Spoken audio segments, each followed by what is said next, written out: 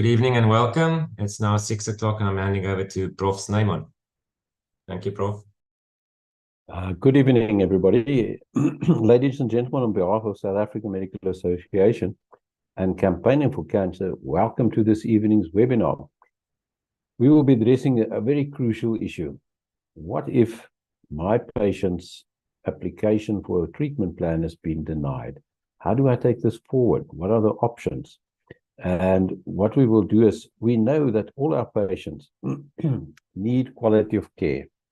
And that's often a little bit of a mountain to climb in order to get there.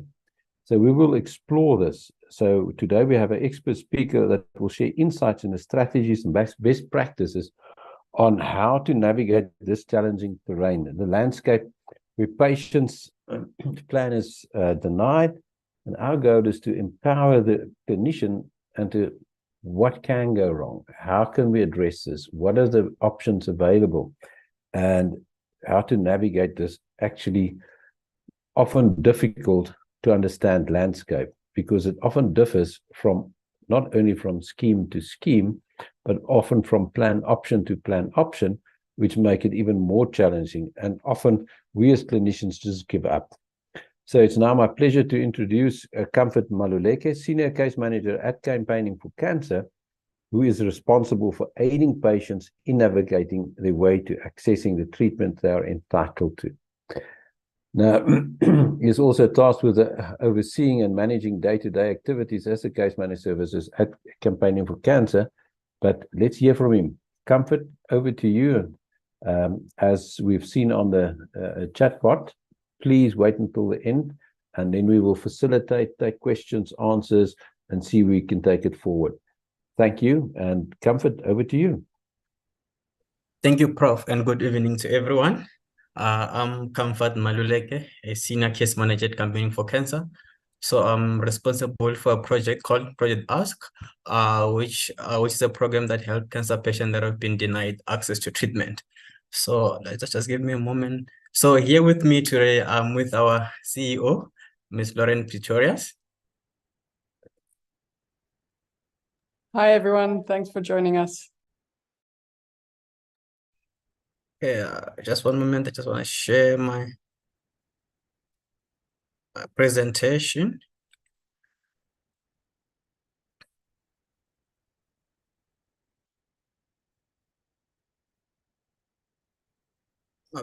Okay.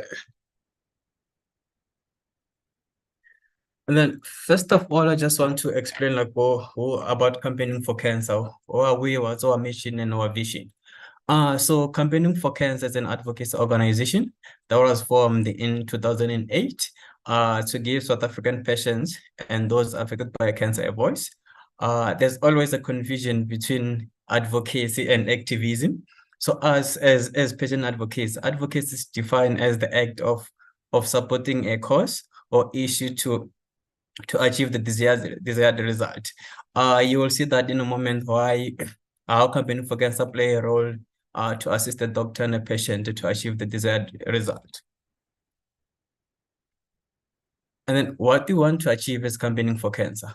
Our vision is to turn South Africa into a place where people affected by cancer can expect fair, appropriate, and respectful treatment and care.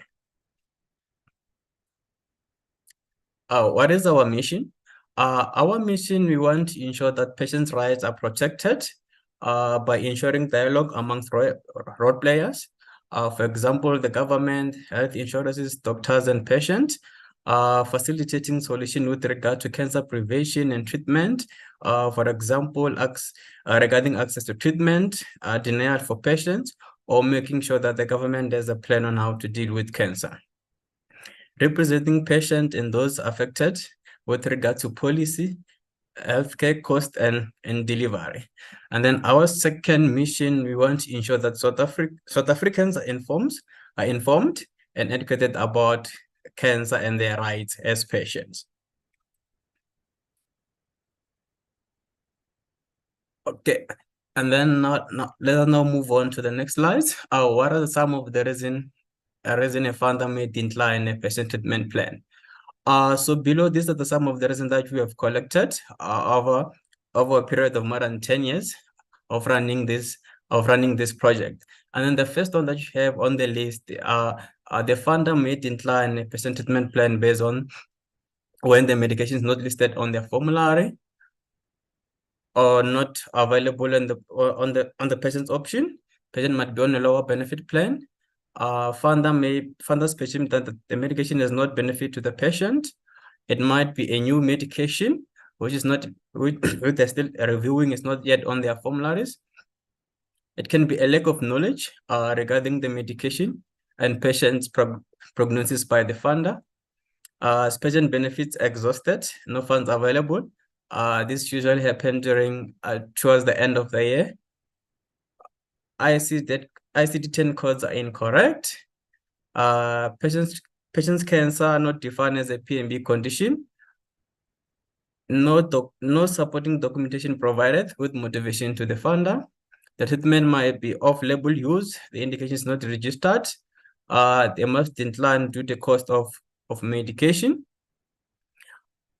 They must also decline just to say the treatment is a scheme rule exclusion, is not included in their protocols or formularies for that particular type of cancer. It might be also outside funder or adversary formulary or protocol, not a first-line treatment, or the state is the DSP. So the patient needs to go to a state treatment facility in order to get access to treatment. The treatment might be available in 1621. Life expectancy visits the cost. Designated service provider, the patient may decline if the patient voluntarily use a designated service provider. And then the last 4 ones on my right side, the motivation is not adequate. The ICD-10 codes may be incorrect or they don't correspond. They may also decline due to the age of the patient or the patient not paying the membership fees. So these are the reasons why the funder may decline the submitted treatment plan. And then now let's move on to the second slide, which is the dispute escalation process. So in terms of the medical scheme act, when the patient has been denied access to treatment, there is an escalation process that's been outlined in the Medical Scheme Act to say if a patient is not satisfied, they can embark in the following process to dispute the decision of the funder. So these processes are divided into 2 phases. And then the first phase, it happens at a medical scheme level. So I'm gonna go first. I'm gonna go through first with the first one that happened at a medical scheme level.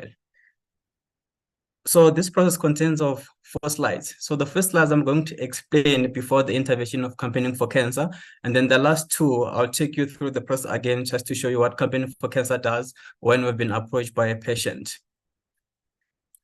So the process starts here when the doctor and the patient decide on a particular choice of treatment, and that treatment gets submitted to the funder for an authorization.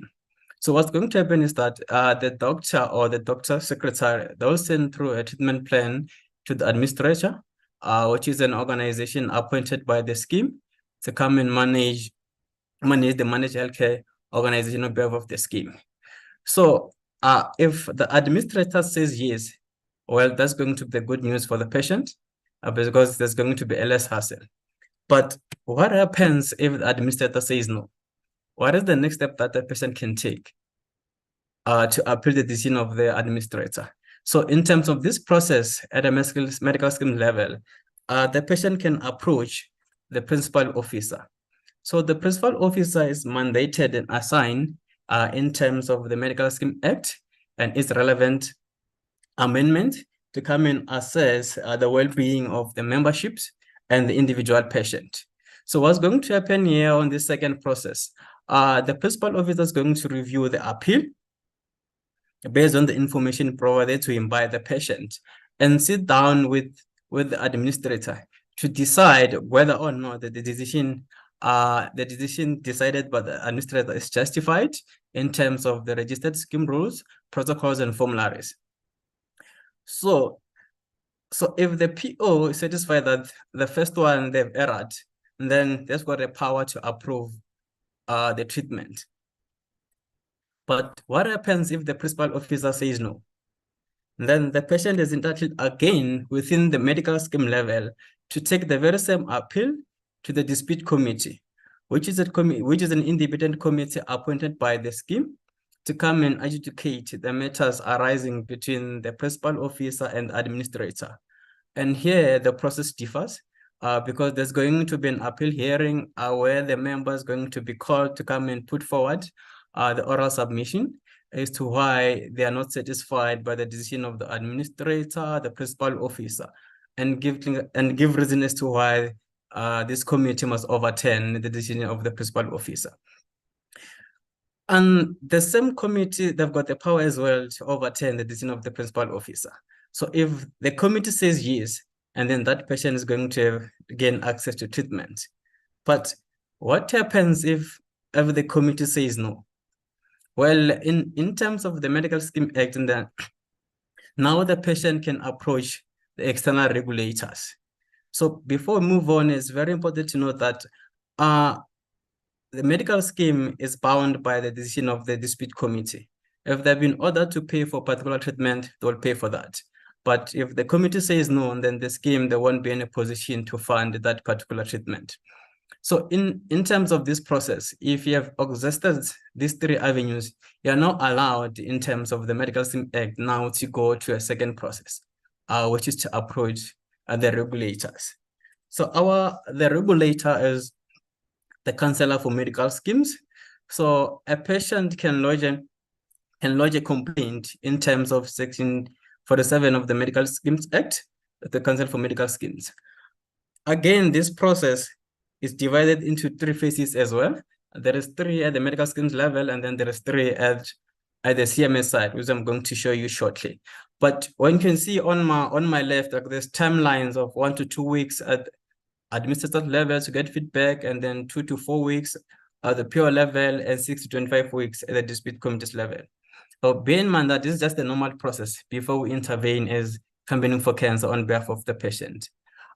We'll now move on to the second escalation process, which happens at the regulators level. As I've said, that this process is divided in 3 phases. So the first one is a very easy process. You just have to, you can submit whether a complaint via an email, or you prefer to do an online application via their website. So what's going to happen is that the CMS, they will acknowledge your complaint and forward your complaint to the scheme to comment within 30 days, or for whatever reason that the reason may decide.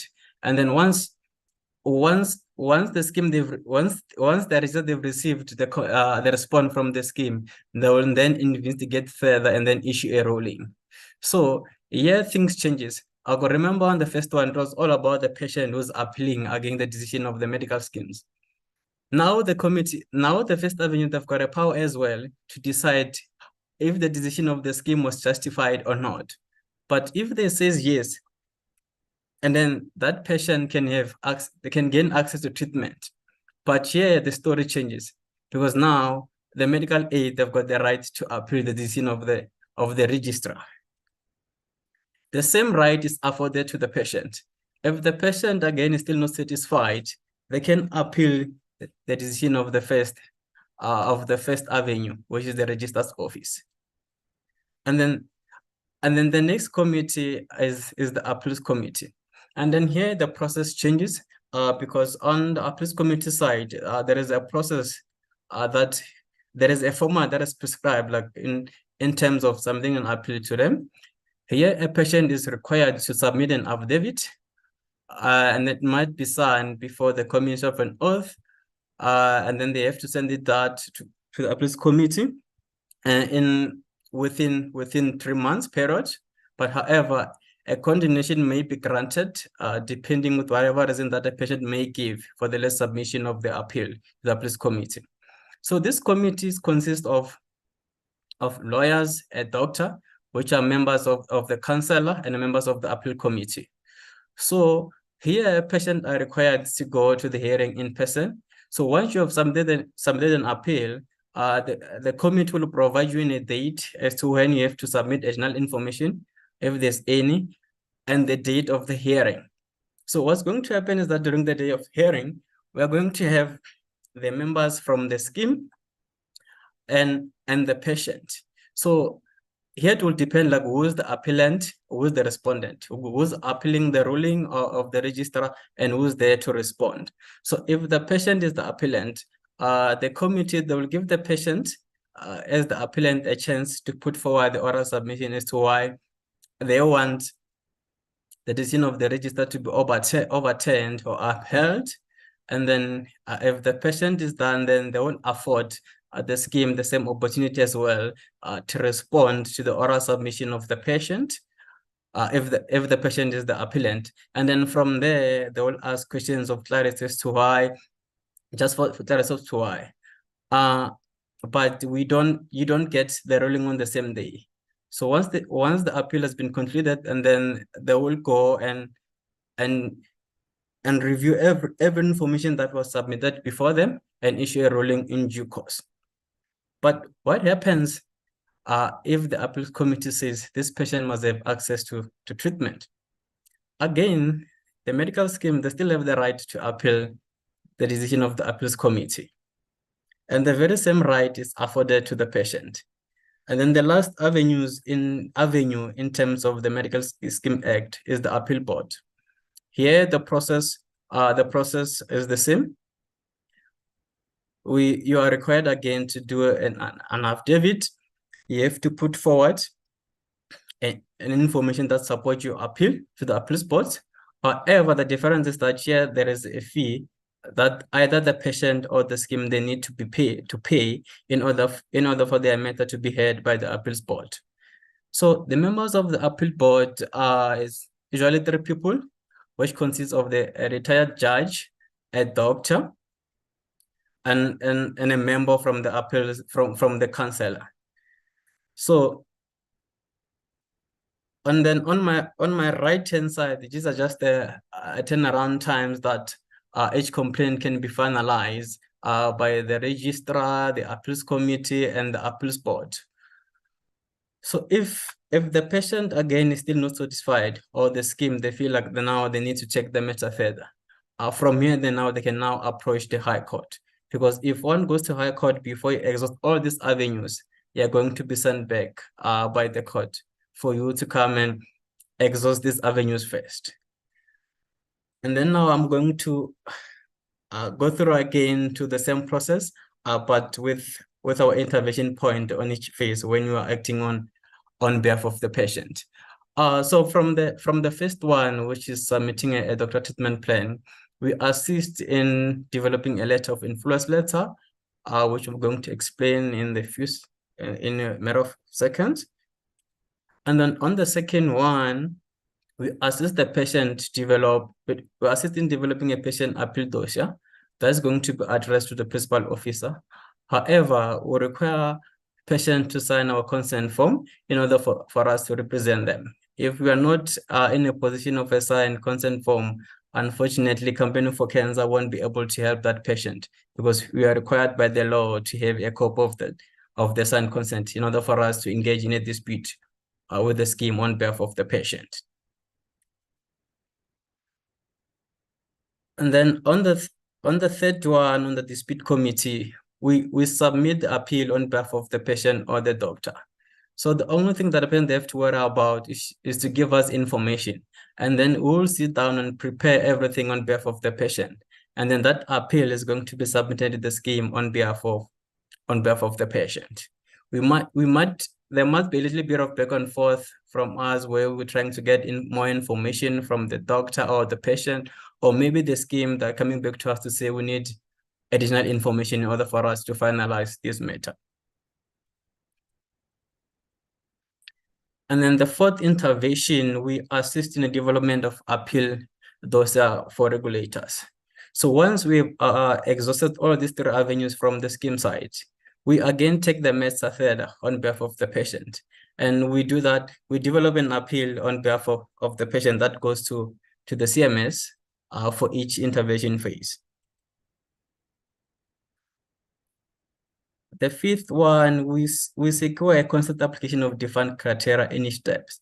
As I've already said, like the required information, they differ from one phase to another.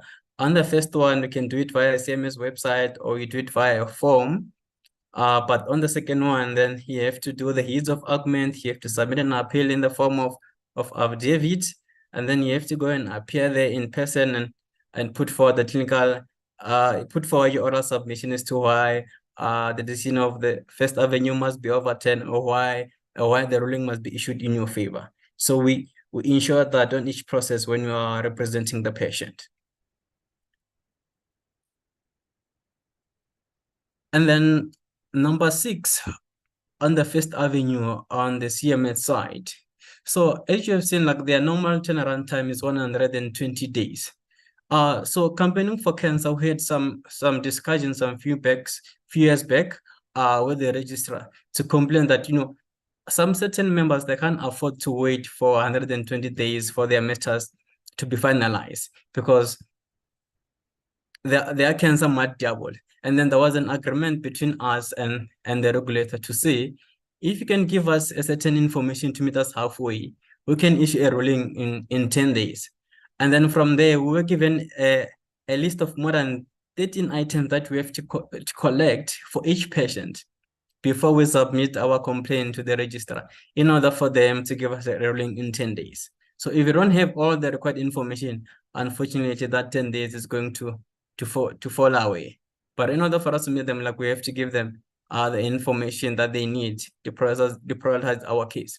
But I have noticed recently that now we're doing it like for almost everyone. So if the matter is clinical agent, then they educate that complaint on an agent basis when the patient is not on treatment. But if the complaints about a refund or maybe the patient, they've self-funded their treatment, unfortunately, that complaint will have to follow their normal turnaround time, which is 120 days.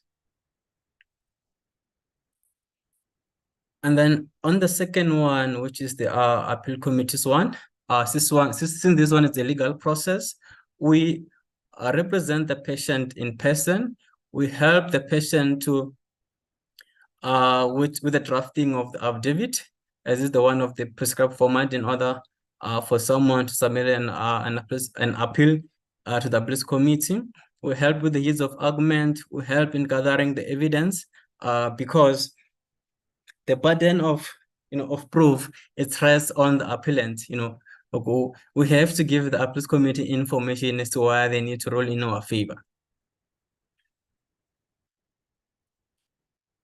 And then the last one, which is speak to number 6, is for advocate for shorter time frame on cases where time is of the essence. So that's what we do on the escalation process when we've been approached by the patient. And then on the next slide, what could you do to aid a patient in getting the treatment plan approved? So we need to have the knowledge and understanding of the patient's rights. The patient's rights are stipulated in the patient's charter. Know what to submit to the funder for a successful authorization.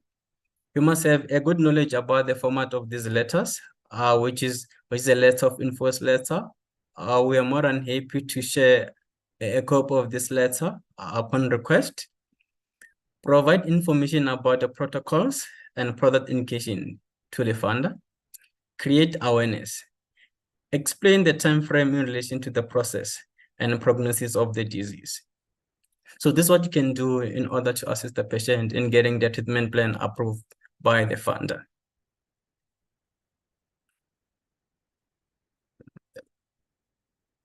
Okay, you might recall that one of the first item on the dispute escalation process, it was assisting in a development of influence letter. So on the next slide, I'm going to take you through the information that that needs to be included in a letter of influence when the patient has been denied access to treatment and you want to send the appeal to the scheme consent. So what the letter is all about is like you must seize the factual high grounds. So as the treating doctor, you are the only person who can give us the clinical facts about the patient. because you know the patient in and out. You are the one who doing the physical assessment of the patient. So you're the only person with the power to put forward the clinical facts about the patient. Seize the emotional high grounds. So so the patient may assist with this one, and I'm going to explain on the next slide. And then gather partners of influence, which I'm also going to explain in the next slide. So what are the facts that will be included in a letter of influence? And then number one, the letter should be addressed directly to the principal officer of the scheme concerned. As I've said, this is the person who is mandated in terms of the Medical Scheme Act to come and assess the well-being of the patient and individual patient. And then the subject line, it might have an catchy subject line, an agent appeal or clinical motivation for care. The letter must have all patient details, for example, the name, ID, benefit option, and the membership number. This will make the life easier for the principal officer for them to locate the patient on their system. The letter should contain in-depth diagnosis of the patient's condition, the patient's treatment history, and the outcomes of such treatment, a reason for the new treatment relating to the disease and the patient's diagnosis, medication or procedure indication backed up by with data, expected outcomes of the treatment plan. Use the term evidence-based. Noting that the patient progress will be reassessed and the funder will be kept informed regarding the patient progress. So these are some of the facts that you can include in the letter of influence when one is willing to engage in a dispute with the scheme, when the patient has been denied access to treatment. Okay, and then what emotion should be included in the letter of influence? Well, patients should write their own letters of influence and include as much personal information regarding the effect of their diagnosis as had on their lives and how the requested treatment will help them. Doctors will make mention of patient circumstances, mention the agency of the patient receiving the treatment, and the consequences if the treatment is delayed or not granted within a particular period. The doctors should clearly state that there is no other option for the treatment. If the patient has been treated with previous layers of therapy and he was not responding, or if the classes of medicine that are contained in the scheme formulary are not clinically appropriate for that patient, depending on what on whatever clinical reasons. So this will help for the scheme to realize that they have to make an exception for this patient in terms of the regulation 15I and C, where they've said if the treatment has been effective or they will cause harm to the treatment, the scheme they're obliged to pay for out-of-protocol treatment without a penalty to that patient. So which partners could help the doctor in his letter of influence? So in terms of the facts, it could be the other doctors, can be the patient and the patient groups, like us campaigning for cancer. So in terms of the emotion, can be the patient again, the family members of the patient, patient groups. So in terms of the partners, it can be the CMS, which is the Council for Medical Schemes, the medical associations and bodies, patient groups such as us, psychologists, peer review committee or forums, or family members of the patient. So these are some of the partners that can help the doctor in the letter of influence that needs to be sent to the PO for an appeal. Yes, so I think that was it for today that we have to cover. So now we can move on to Q&A if there's question from the attendees. Thank you, Comfort. I think we can start fielding questions. Renier, you would be also indicating who is going to ask a question. I can't see the people. Good evening. Yeah, there we go. So, Prof. Snyman, at the bottom, there's a Q&A button. You can click on that and all the questions will pop up there. But currently, we don't have any questions on this topic. okay, can I ask Comfort then from my side? An Yes. aspect that comes up very often is, it's very nice that you say that, but if in equitable access, I cannot afford the medicine that you're requesting, how often is that the case, and how do you feel or find that schemes deal with that? I'm asking the question because we see newer and newer technology coming to the fore, and it becoming more and more questionable whether if we fund this now for everybody that's eligible, whether that would actually be fundable in future without unnecessarily increasing scheme premiums and therefore become unaffordable. How do you feel those type of responses? So we had to deal with such comment from the scheme, and I think it was last year at the appeals committee level, where they have said that this treatment is not cost effective. So what we did on our side, because on the doctor side, the doctor is obliged to prove beyond reasonable doubt that this treatment is legally appropriate for this condition. So we push back to the scheme to say, you can't just come in and say this treatment is not cost effective without evidence. Prove it to us that if you pay for this patient, only this patient, that you're going to be bankrupt.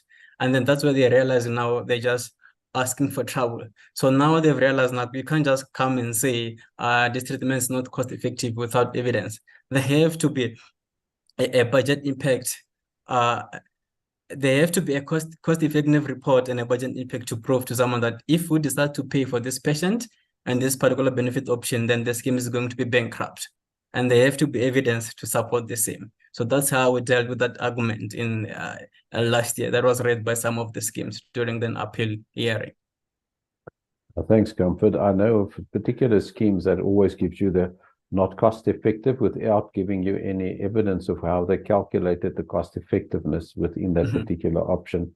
So I think cost effectiveness is not an answer unless you've got evidence for that. And I think we as doctors are the advocates for our patients. So we need to make sure that when we put an argument forward, we need to actually stipulate why we think this is affordable care for this patient. Often when it's an orphan disease or orphan cancer, makes it so much easier for the board to decide. So we're getting questions. And how often are you successful in this appeals process, Comfort?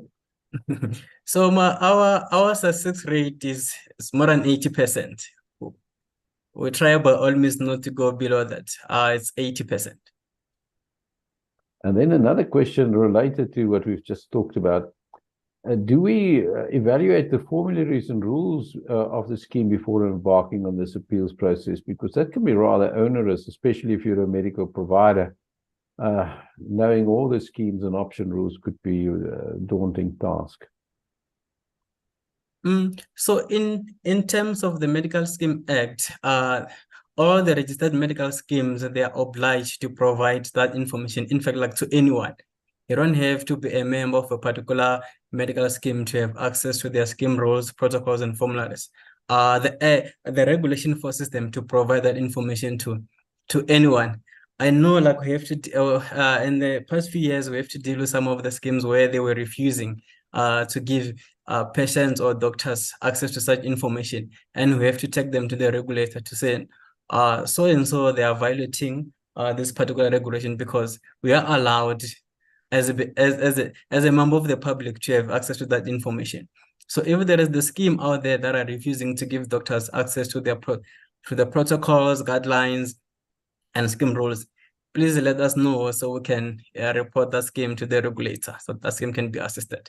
Because thanks, Comfort. That's a good answer. So next question was, what if the patients, the specific patient's benefit are exhausted? Where does the 80-20 co-payment rule then apply in the appeal case? And this is a bit of this sort of co-payment, and so it opens up a complete new can of worms. Comfort, what do you think? So in terms of the way the oncology benefit is designed, is like they give the patient an oncology benefit for 12 months. So what happened is that when we submit the claims in the beginning of the year, they pay all the oncology related claims from that oncology benefit. But if once that amount runs out, now the scheme is obliged to only pay for for a PMB condition and a treatment that has PMB level of care. So if a treatment is not available in the state, unfortunately, some of them they pay up to 80%, some of them they don't pay at all, but they're obliged to pay for treatment that has a PMB level of care, regardless of whether or not the benefit has been exhausted. Thanks. And it comes out of a PMB entitlement. Comes out of the risk pool. Yeah, the risk pool is. Yeah, we need to understand that. So no patient's savings can be used for any risk benefit. So oncology per definition is a risk benefit, and not even a general practitioner visit because of oncology can come out of a saving. It needs to come out of risk because it's a risk benefit, and that's a PMB regulation. And we often see that it does not happen. So one must appreciate that if a patient then visits the doctor, even if it's for pain, but it's related to oncology, it needs to come out of risk benefit and not necessarily out of the savings of that particular. Then we have... And Prof. Snyman, that's why the ICD-10 codes are so important with a patient. Because it's just making sure that that gets done. Often we find out that patients have there's stuff that's been put through on their oncology benefit that should have been put through on their PMB and is actually depleting that oncology benefit, that should have been put through in the risk pool. So it's something to advise your patients to keep a strong eye on, is where is that coming from? And the medical scheme will tell you, they'll tell you it's paid from your medical savings or your oncology benefit, or they don't say the risk pool, they say that from the scheme. And if it's a PMB, they must pay everything from the scheme.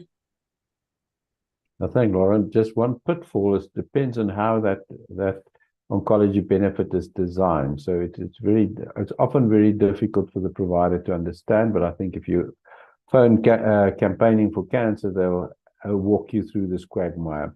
The next one is something that we often get is but the state is the DSP. So if the state is the DSP, but the state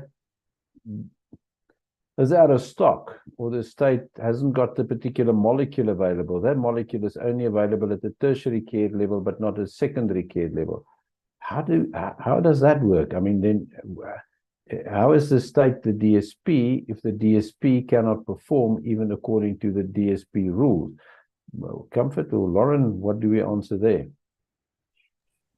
So we've had that right in the beginning, particularly when the schemes were making use of the state as a DSP facility, and then realizing that there were issues on that.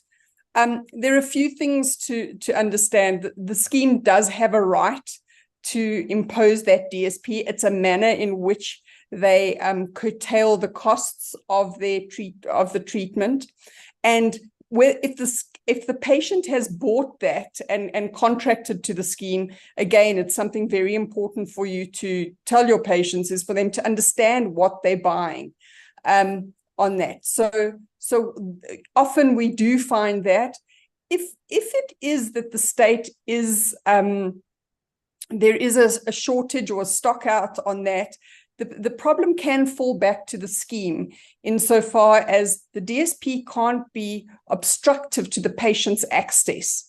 And we've had a few cases like that where we have said, well, this arrangement is now being obstructive, and it's slightly similar to the ruling that was made where there was the ruling made on that if a patient had to travel more than 50 kilometers to a DSP, they could then use someone closer to them that wasn't a DSP. So it's on the same principle that is again. But again, there will be formularies and protocols that is linked to the DSP through that scheme on that process and on what were they on the benefit design that patient has bought. So if that's not available because it's out of stock at the DSP, you then have the ability to make the argument similar to if there was 50, if you were further away than 50 kilometers.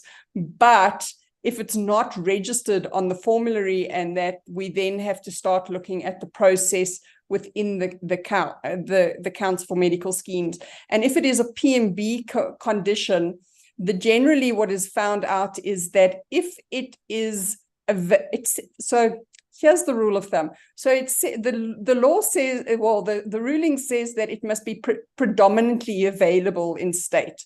It does, or available in state. It doesn't say how many, what predominantly is. And the rule of thumb has always been that the specific treatment for PMB at level of care of state must be three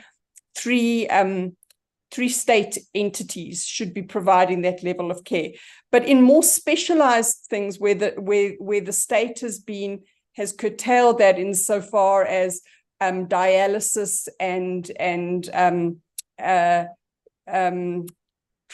stem cell transplants, we've managed to fight that insofar as that those are the centers of excellence, so that it's still available in the state technically. And we've managed to help one or two patients on that, but those were on very, very specific things. So it's the best thing to tell your patients is for them to understand what they're buying at the end of the day. And it's so heartbreaking when a patient has spent all this money and then, doesn't get what they expected at the end of the day. Thanks, Lauren. There's a sort of general question. Where does one find the principal officer detail for each scheme? And that's on the Council of Medical Schemes website. So that's easy. And if you don't know, you phone the Council of Medical Schemes and they will happily give you that information. How often are the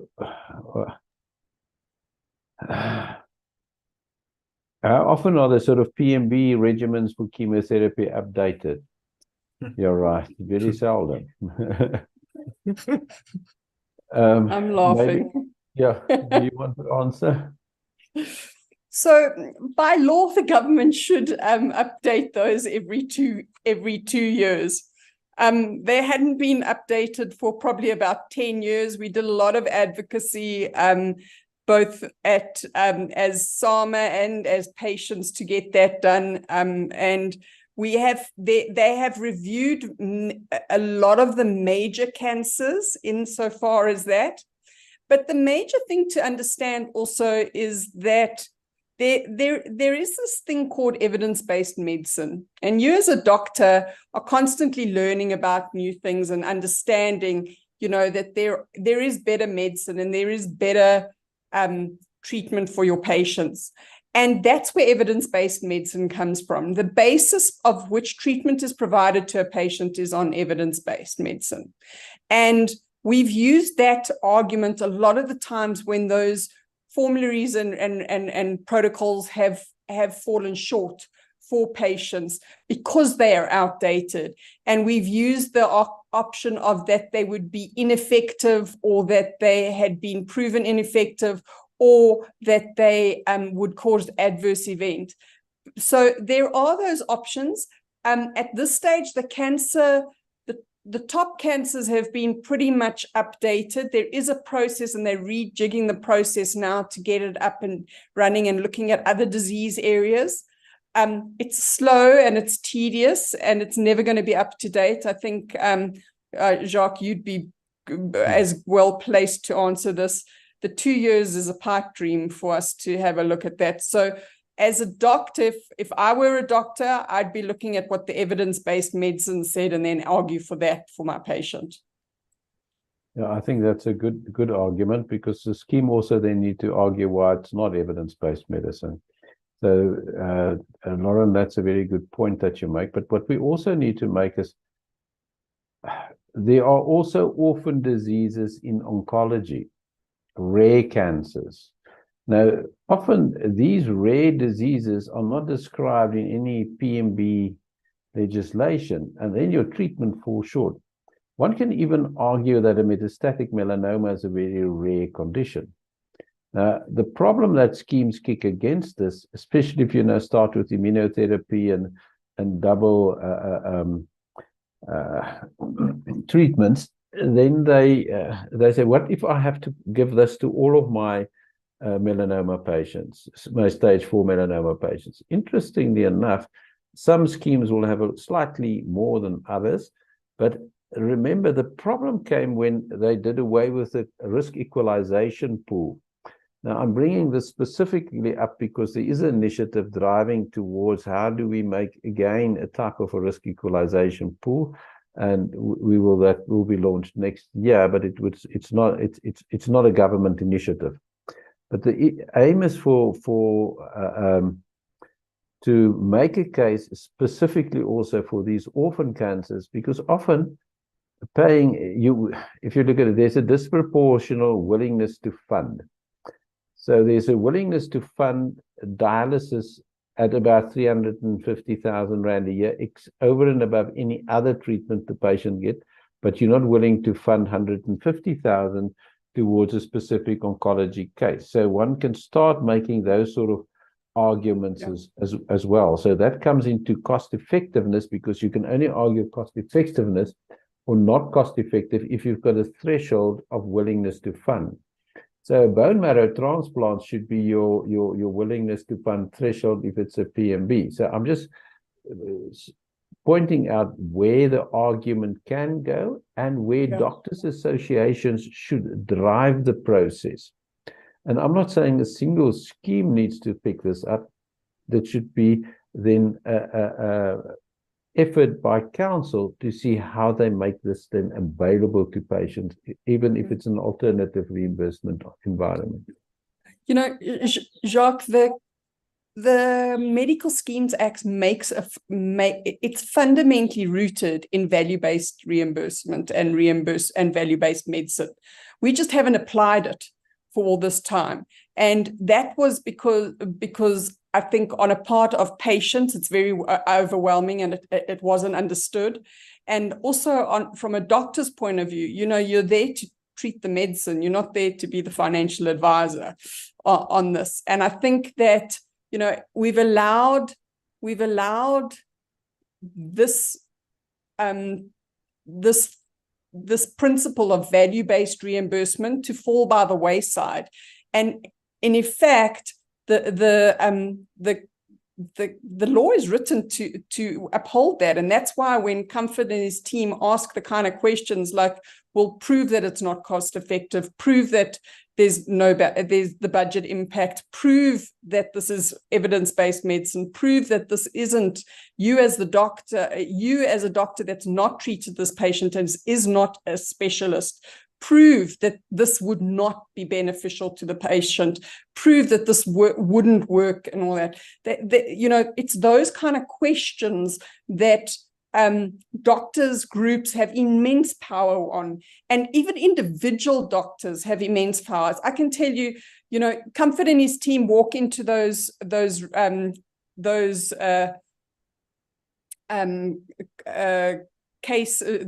appeal hearings, and I have to tell you, they don't really let me in anymore because I get too emotional, but and start getting a little bit loud. But Comfort's way more calm on that, and I can tell you that they bring a certain amount to it, and the patient brings a certain amount. But when there's a doctor sitting when the patient's doctor is sitting there, we have seen funding decisions overturned that we never thought would be overturned, because the doctor had that specific nuance and expertise that none of the schemes doctors could provide.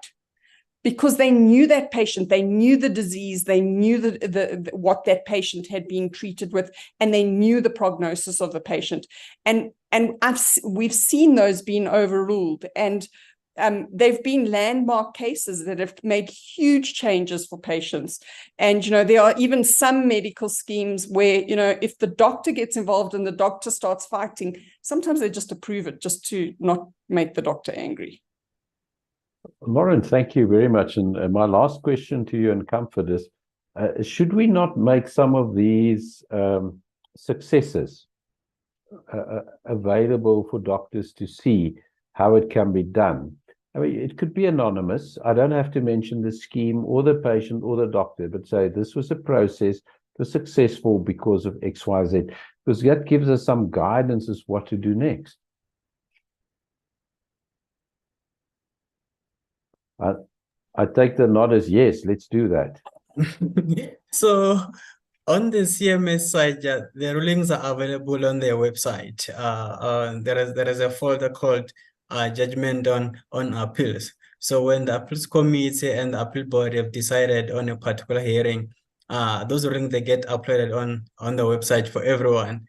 So I think on our end, something that you need to consider as well, because there is a lot of successes on the scheme side that you're not, maybe putting on our website for the public to see, or to guide someone who might need maybe help on how to engage in a dispute with the scheme.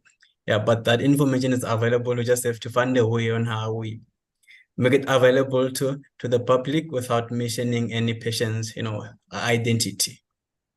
No, thank you, Comfort, for that. I was thinking of, if I go read the council's, I mean, you need to have the time as a practitioner advocate for the patient to read that. So I was looking for a shortcut, easy 3 or 5 examples that you can circulate and say, listen, these were the things that we've been able to do successful. Inform us if you don't have the success with the A, B, and C. I'm just thinking of how do we almost advertise how it can be done properly. So the reason for Comfort's quietness is probably because he's realized, Jacques, that you've given him a whole new thing to do on work. No, but as his boss, I'm going to say that's a really good idea, and we're definitely going to start looking at that. That brings us to the end. Lauren and Comfort, thank you very much. We really had a very good interaction. Yeah, so if there's no more questions, and I see we've exhausted all of them, it just leaves me to thank the audience for their questions and also for their interest in this particular subject. It's something that Lauren and I have been very passionate about for many, many years, and we're making slow and sure progress in this particular field. So we thank you, and just carry out the message for us, and we will be thankful for that. So tonight we have shed light on the complexity surrounding the treatment plan details, while gaining then obviously valuable insights and strategies to better advocate for our patients, because that's our job.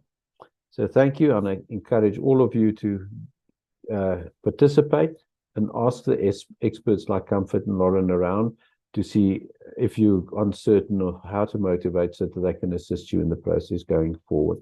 Thank you and good night.